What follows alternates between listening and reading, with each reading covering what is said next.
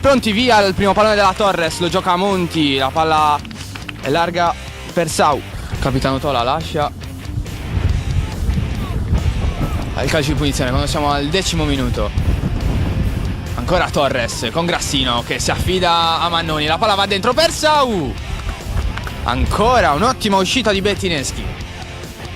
Arriva il rilancio di Bettineschi per la numero 9, Piras. Ancora Piras cerca il gioco di suola, non lo trova. Allora Grassino può partire, ancora Grassino, va addirittura in porta Grassino.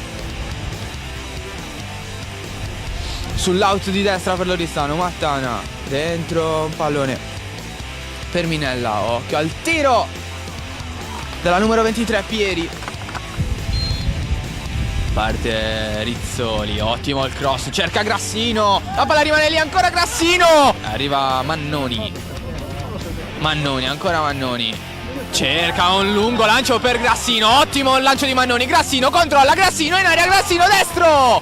Palla troppo alta, peccato. Ancora Monti, molto alta a centrocampo. C'è uno scontro tra due ragazze, rimangono a terra entrambe. Sembra avere avuto la peggio quella dell'Oristano.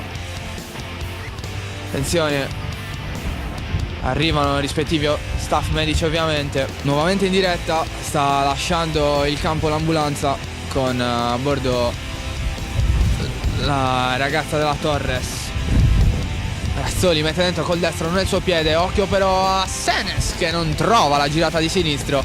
Altra occasione per la Torres dagli impianti del CUS Sassari San Giovanni per il secondo tempo fra Torres e Oristano femminile, Serie B, Girone B, campionato nazionale, tutto pronto. Sanna, cross ottimo per Carta, libera la difesa dell'Oristano. C'è Cocco, può riorganizzarsi, cerca dentro un pallone per Grassino, ancora Grassino, palla per Senes che va col destro.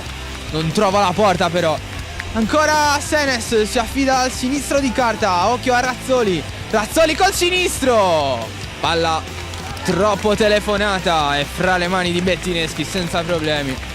Siamo molto lontani, bisogna dirlo, circa 35 metri. Va Pieri col destro, va dritta in porta, Griffiths. Più due a rimorchio, ecco Pieri, palla lunga, la chiama Griffiths, la palla rimane lì, pericolosissima, attenzione. Tola in qualche modo si appoggia a Solinas, palla deviata, arriva Griffiths. Occhio Sanna.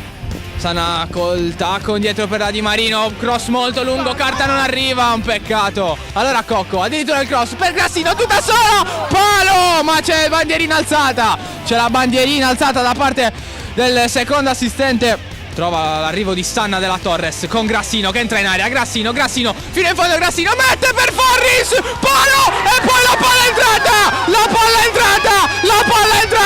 gol di Forris,